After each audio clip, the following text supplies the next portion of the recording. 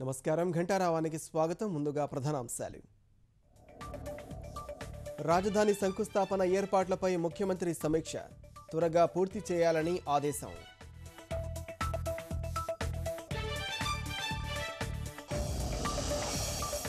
SPG ఆధీనంలోకి రాజధాని శంకుస్థాపన సభా ప్రాంగణం, ప్రధాన వేదిక వద్దకు రాకపోకల నిలిపివేత.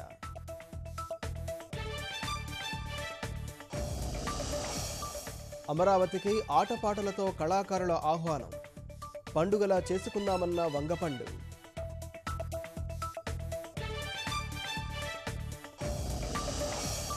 ప్రత్యేక హోదా ప్రకటనకు ఇదే సరైన సమయం, విభజన హామీలు నెరవేర్చాలని ప్రధానికి రాహుల్ లేఖ.